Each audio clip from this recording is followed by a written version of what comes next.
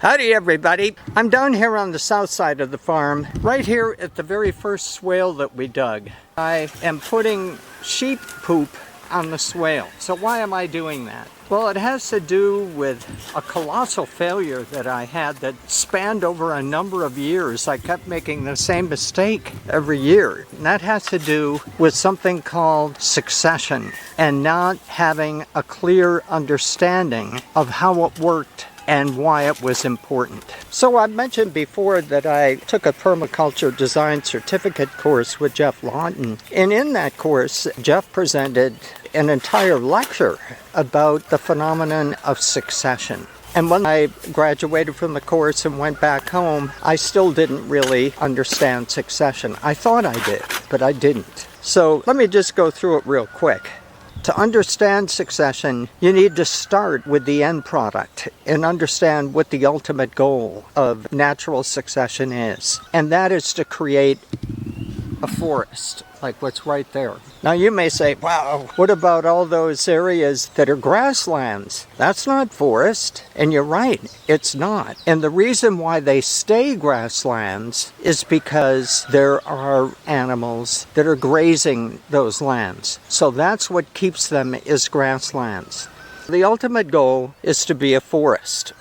When you do what I've done here, when you cut away everything and you basically have empty dirt, succession starts. And what happens? You get pioneer species coming in. Pioneer species are species that have a deep taproot and are able to go deep into the soil and pull up minerals and nutrients and, most important, moisture from deep in the soil so that they can survive. And those pioneer species, most of them are annual. They will die with the season, will lay on top of the soil and begin to start fertilizing it.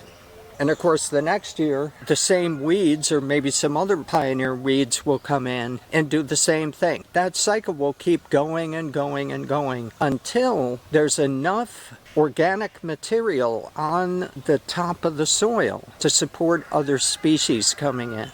And what will happen is new species, they'll come in and start to colonize. And as they come in to start colonizing, some of the original weed species will die off. They won't come back. Why? Because maybe there won't be enough sunlight for them. Maybe there's too much competition. So that's the next stage. Then things keep going and more organic matter is added to the soil. And eventually you get trees coming up like these here. There's a citrus tree right over there. Those are some of the last things that come in. Each leaf on that citrus tree is like a solar panel and it's collecting the sun. Well, that prevents other things from growing around that citrus tree because there's not enough sun. So this is what happens with succession. It may take 20, 25 years, maybe even longer for a forest to develop. But eventually that's exactly what's going to happen.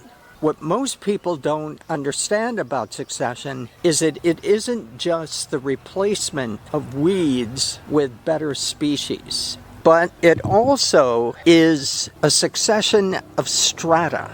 Here we have some pioneer species right here, but these will not be able to survive. If trees and other plants come in, these are going to crowd out a lot of these pioneer species here. They need a lot of light and they're not going to be able to get it. So it's the strata. The higher that the species is able to go, the more sun it's able to get. Then there's another aspect of succession that usually doesn't get talked about either, and that is that you have species that are adapted to different times of the year.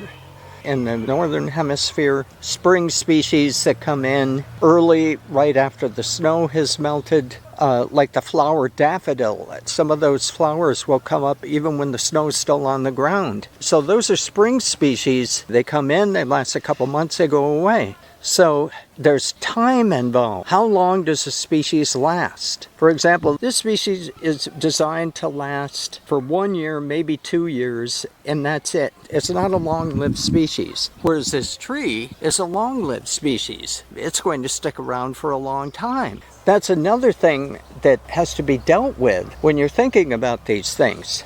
Well, after my permaculture design certificate course with lots of confidence, feeling pretty good about myself, I came in here and planted a bunch of fruit trees on the swale. I planted some cover crop species like cowpea on here as well, but mainly I planted fruit trees. There's quite a bit of shade, so I said I'm going to plant cacao plants down here. And you don't see any cacao plants here now because they all died. I was down here carrying water in buckets trying to water them because we had a drought that year during the dry season. So I had not adequately prepared the land to receive the cacao plants so that they could thrive. In other words, I heard the lecture about succession, but the information didn't really sink in. Now, of course, I look back in hindsight and I ask myself the question, what in the world made me think that I could just take small plants of cacao or any type of fruit tree and just stick them up here on the swale and everything would be okay and they just grow? This was an enormous failure. Year after year after year, I tried to plant fruit trees on these swales. And, a couple of them grew, but most of them didn't. We would have droughts. The droughts would kill everything. I can't tell you how many avocado trees I planted. I don't think I have any avocado trees left. They all died. Why? Because I had not adequately prepared the soil to receive those avocado seedlings.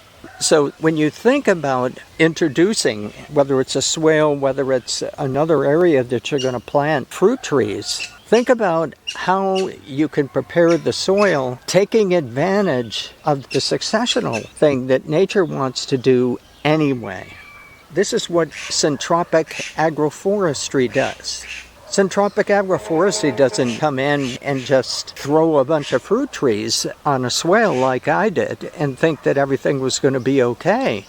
No, they actually plant weeds. They recommend that you go out and get plants from the side of the road. Those are successional plants. Get those successional plants and put them where you want your stuff to be. And then prune them. If they're small, cut them, or if they're larger, prune them down and keep doing that. And then put more stuff in.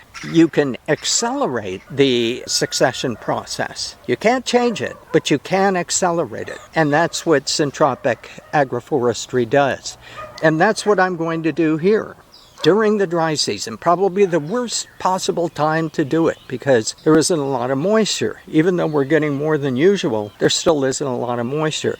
But there's enough for those pioneer species to deal with. So I can get a lot of those pioneer species in here, cut them down, put a lot of other mulch like leaf mulch, and I can get stuff from the forest even to lay on top of here and let that start to decompose so that when it comes time to put the food forest in, the soil here will be prepared to receive it. So with that, I'll end the video. Thanks a lot for watching.